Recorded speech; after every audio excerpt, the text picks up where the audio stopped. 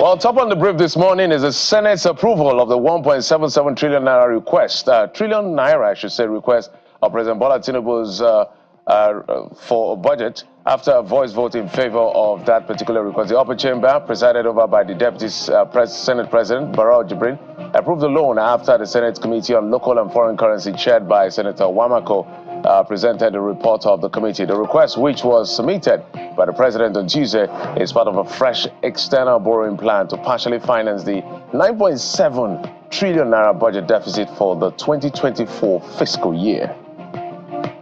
Key benefits: addressing critical projects under 2024 Operation Act. 2. Supporting the debt management strategy to reduce borrowing costs, extend debt maturity, and ease domestic market pressure. Borrowed funds will drive economic growth and stability. The committee urges the Senate to approve this request to enable the effective financing of 2024 budget and support Nigeria's long-term economic growth. This should have been something that would have taken longer time. They show sacrifice, you show sacrifice for the interest of the country by working around the clock to make sure that you get everything done. And not only done, but properly done. Those in favor of the report as submitted by the chairman, local and foreign debt, please say aye. Aye. Those against say nay, the ayes have it. Well, we're not done with the National Assembly. Just next door, a bill for an act to alter the provisions of the Constitution to create a single term of 6 years for the office of President and state governors has failed in the House of Representatives. The bill, sponsored by Kenga Oguchinre, sought to recognize the division of Nigeria into 6 geopolitical zones, provide for the rotation of the office of the President, state governors, and chairman of local government councils among the inherent zones and region. The bill also sought to make possible for all elections in the country to be held in a single day.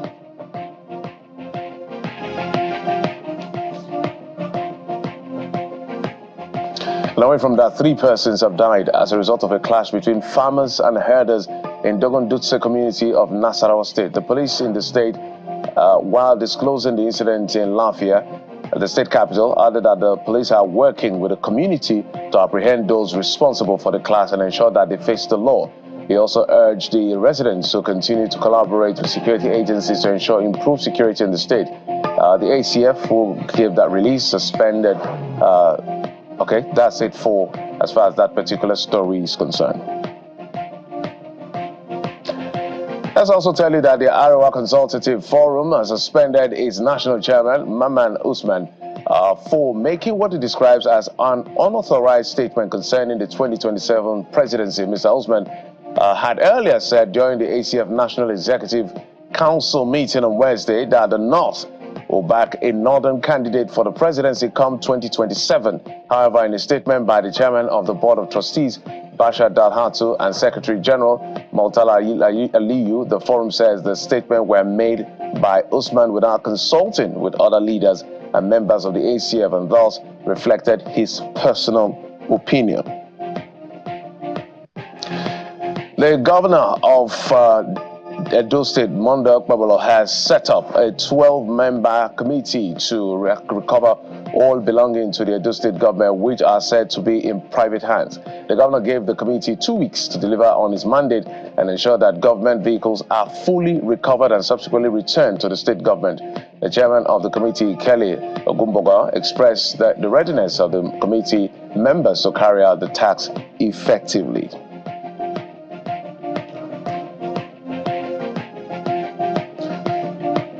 Well, Finnish authorities have arrested pro-Biafran agitator Simon Ekpa on charges of alleged terrorist activities. The Finnish National Bureau of Investigation says it has requested that Ekpa be remanded on suspicion of public exhortation for an offense committed with terrorist intent. Mr. Ekpa is charged alongside 4 other persons on suspicion of financing a terrorist offense, according to a statement by the Finnish police on Thursday. And that was quite a conversation, especially on the social media. The president, Bola Tinubu, says Nigerians are now seeing the positive result of his administration's reforms, receiving the managing director of the International Monetary Fund, Christina Georgieva, on the sidelines of the G20 Leaders Summit in Rio de Janeiro, Brazil. Tinubu assured that his administration will continue prioritizing the welfare of the poor, and most vulnerable, even as economic reforms bear fruit. On the right here, she congratulated the president and specifically mentioned that the reforms are working and that they've seen the impact of the reform on the economy. Now the economy is now beginning to rebound. We can see some growth happening. You know, like we all know, it's going to take a little bit of time, but as soon as all the reforms take root, the harsh economic environment and the suffering of the people will be a thing of the past. And that's what we're committed to. IMF will always give you advice, especially for low-income countries and vulnerable middle-income country. We're a vulnerable middle-income country. And you know, the reforms that we've instituted have even made us even more vulnerable. And the IMF advice is not detrimental to the economy. Where you see countries that have followed the IMF advice strictly and followed it according to the advice, they always come out better. And yes, I understand the negative perception, but now we've instituted the reforms on our own. We didn't even do the reform based on IMF advice. We started the reform and we felt this was the best way to go for our economy to survive, for us to benefit maximally from government policies and incentives. We had to remove those subsidies. Now we've done it on our own.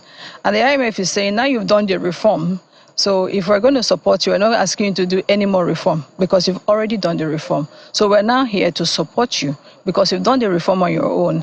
How much more can we now give you to stabilize your economy and for the people, the citizens, to feel the impact of these transformational policies and reforms that we've instituted?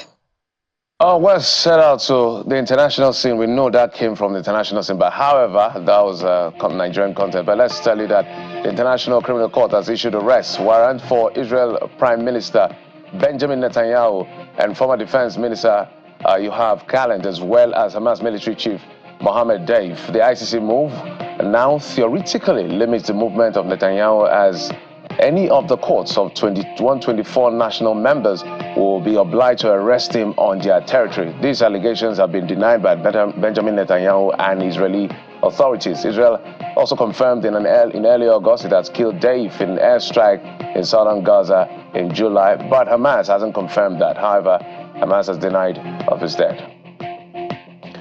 Let's talk about sports. Manchester City manager Pep Guardiola has extended his contract with the Premier League champions for a further 2 seasons. There had been speculations that the 53-year-old City career could be coming to an end, with the club facing uncertain future due to an ongoing hearing over 100 breaches of Premier League's financial regulations, while also being on a 4-game losing streak.